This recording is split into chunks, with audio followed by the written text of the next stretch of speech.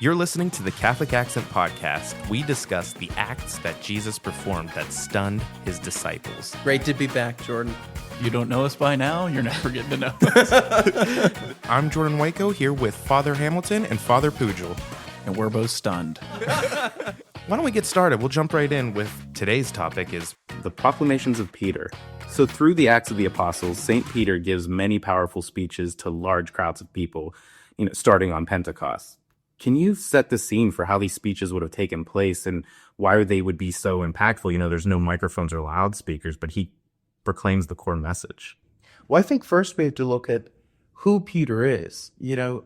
By trade, he's a fisherman. He's really not educated. And so to put him in front of these crowds had to have been grace-filled moments on his part, because in his mind, he's thinking, how can I possibly do this? Which goes back to Isaiah. I'm way too young. I don't have the words. I can't speak. And the Lord gave Isaiah the ability to preach and to bring people to repentance. Well, if we remember from last season too, because I said I related to him the most, he's always putting his foot in his mouth. Mm-hmm. So now how is that like?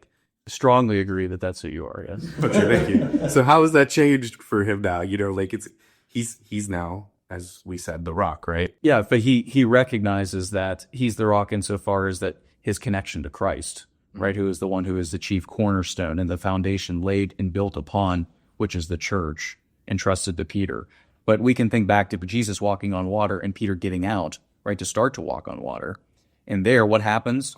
Peter starts to look at everything else and all the anxieties of the world, and he loses focus of the one thing necessary, which is Jesus, and then he begins to sink.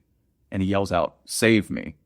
But that kind of repentance brings him back then to the strength of Christ. And so that's really the gospel message. Jesus' words, repent and believe in the gospel. I just want to make mention of, though, as Father Chris said, which is a great insight. Imagine Peter being a fisherman. He's not an orator.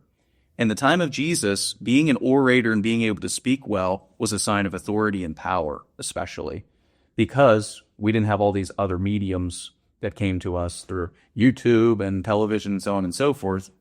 So in many ways, you had to be a good speaker if you wanted to get your name out there and the message out there. And so rhetoric was so important in the time. You look at ancient Greece and all the studies and what they always tell us in school, they'd fill their mouth with marbles and still be able to project their words clearly. Peter had none of this training.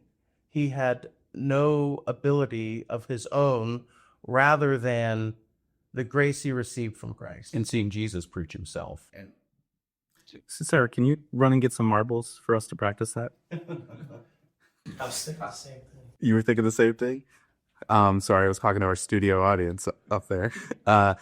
So, Peter is very pointed in his speeches. Acts chapter 2, verse 37 tells us that the people who heard Peter speak were cut to the heart. That to me doesn't sound like we were talking the foot and mouth anymore. Why? Why were they cut to the heart? He spoke from the heart, and he spoke about the things that he had experienced in Jesus Christ. It's one thing to just go out and preach a message. Somebody can write a homily for me, and I could present that information maybe in an interesting way. But if it's not my material, if it's not coming from my experience, it doesn't really come off authentically. And so it doesn't cut through to actually change lives. It's just a nice idea. Do people write your homilies for you? Yeah, I actually have Father Chris writes my homilies. Okay, well, that's another priest. I'm saying, you're going to read one of mine if I write it for you? What that? Well, probably with a lot of editing. But nonetheless, with that, what we see is that Peter is really speaking about not just Jesus as an idea of a philosophy, but rather he's really talking about Jesus in his incarnation as a living being who's speaking to the people about the ways in which that they need to reconcile with God and then continue to be encouraged and inspired by God. And this is our first season back since our late Holy Father Pope Francis has died and returned to the Lord. And something that Francis spoke about so consistently was that idea of accompanying one another and encountering. And so Peter is that first example of he would go before the crowds and speak of his encounters with Christ from the very earliest days, when he called him from the seashore. I mean, imagine having Peter sitting here telling us about the night him and Jesus were traveling and sitting around the fire, waiting for dawn, and the words that Jesus would have spoke, words that, we know that not everything is accounted for in the scripture. And so Peter's preaching was sharing those deep encounters with Christ, things that we can't even begin to wrap our minds around. And so they're cut to the heart, just like Christ's heart was opened up for us. And so I think that's where Peter's preaching really found its strength and its veracity to go forward. And this is a nice distinction too. I wanted to be a history professor potentially before I was doing history pre-law, so on. Indiana Jones. Yeah, right. Yeah. Another shout out to him from last week. An adventure. But I just wanted to be a politician. History teachers are either excellent or they're completely terrible. And it's very boring, right? Because you can speak about things that happened in real time in the past just as a story that's there. But if you can make things come alive in a real narrative form that like it actually happened in this way with these effects, these consequences, and these reactions to it, now you have history that's living. And Jesus was alive. And so this is the way in which Peter was speaking about that which he knew. And what's so important for us to look at Peter's proclamations, the way that he spoke, and to say, how do we continue that today? Because we have a lot of years that we're separated from that early church, but how do we actually understand the way in which that they lived things out, the way in which that their leaders preached and spoke about the living Jesus, rather than just a Jesus of antiquity or history past? St. Peter has a pattern in his preaching, right? So what is that template that Peter provides? He's not an academic preacher. Okay, so the way that Peter's really preaching is he's preaching from his own life experience of Christ, how Christ has converted him and brought forth fruits in his life that are now shared with others. In a big word, we would call that kerygmatic preaching, the kerygma, the way in which that the living Lord has had a real effect in my own life, and here's my life. Look at it and see what God has done for me. And so often we can tend away from that towards just maybe academic formulas and so on and so forth. It's important that we have to know the teachings of the church. We have to know God, to love God, to serve God. All of that is true.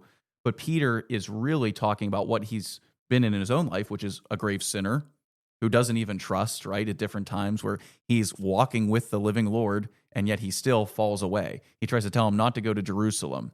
And what does Jesus say to Peter? Get thee behind me, Satan. That Jesus looks over at Peter after he denies him, and he just gives him that glance of disappointment. Somebody so close to him that has fallen away. But then he gets that same loving glance and embrace there on the shores of Galilee after the resurrection of Jesus, and that brings him back into the fold.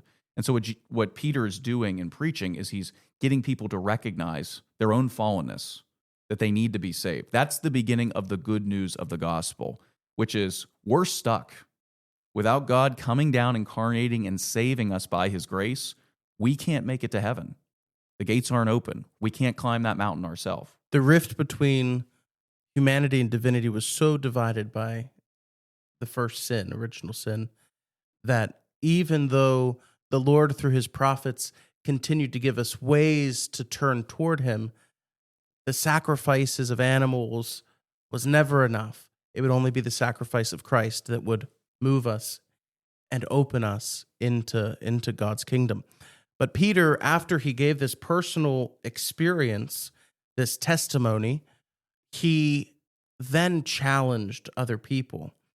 And I think something today that we lack is we're afraid to challenge others. It's more important to challenge others to say, God did this in my life. Imagine what he can do in yours, but you have to take that step. In seeing the great love of God, which is presented, then in response, what should we do? We should love. And Jesus very clearly at the Last Supper and throughout his farewell address to his closest disciples, the apostles, he says, if you love me, keep my commandments. And what does Jesus command them to do? To come Love together, one another, to love one another, but to do so in certain ways that the early church does, which is through the Eucharist, the things that have been handed on. Do this in remembrance of me, in memory of me. And And it's a also, living too, memory, a memory Yeah. that calls Christ present again, that amnesis. And earlier that he gave them the charge to go out and do what? But to baptize in the name of the Father, the Son, and the Holy Spirit, and preach the good news of salvation. And so as they come to a recognition of their own sin by Peter's preaching, what they've done to the Lord by their sin, and the great love that God has for them, what's the answer to that? To love God back through baptism, and then a continued life in the church, keeping the commandments of Jesus morally, and then living out the sacraments that are there in the early church. So, what are some of the takeaways? How can we hear the proclamation of kerygma today? I think first and foremost, we're all on different journeys, right? And we're all in different places in our lives, spiritually, emotionally, professionally. For a person who doesn't have a relationship with Christ, their first step is going to be to hear who Jesus is. It doesn't mean they're immediately going to take that step of conversion. For Father or I, we still have to live out lives of conversion because we're human. Nothing in us is made perfect except in heaven. And so we have a daily task to find ways that we need to change for the better. So each person has a place, and not everybody is going to be at the same level. And that's the beauty of Christianity, because it is a community and there's room for everybody. I think the way that you live out kerygma today is you choose to die for the love of Christ. There's a great adage that says, where you die, life will spring forth. Think about Jesus on the cross. His death actually gives life. It's paradoxical. This is what happens a lot through sacred scripture and throughout Christianity. But for me as a priest, what that looks like is going to places that I don't want to and laying down my life there is an image of love. He's not talking about his new assignment. And then from there springs life. People seeing that image. That's the kerygma. That's the conversion of heart that's continually going on, and the difficult work of the gospel. And the more that we entrust ourselves to God, the Holy Spirit will prompt us to do things that are difficult, but that are life-giving. And it could be as simple as taking the step to pray before your meal in a restaurant. Are you afraid to make the sign of the cross in public? If you are, then you need to ask for the grace to have that strength to do it, because that is a witness. That is a type of kerygmatic response in the midst of a non-Christian world. And so how is it that we show ourselves as Christians to others?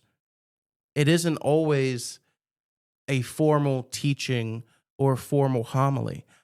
Father and I can preach Sunday after Sunday to the same crowds of people, but look how many more people we reach through this podcast. Mm-hmm. I might preach to 300 people on a weekend, and when you hit publish, we get thousands of views and thousands of listeners. And so what is it that we are called to do to reach others? It's to preach the good news that God has come to earth out of love for us. His death has brought us life, and now we are called to love him in return. Thanks for listening to the Catholic Accent Podcast. Don't forget to follow, like, and subscribe to our show. This is a good quote. It's often misattributed to Francis of Assisi. St. Francis never said this that we know of, at least, right? But preach the gospel always and use words when necessary.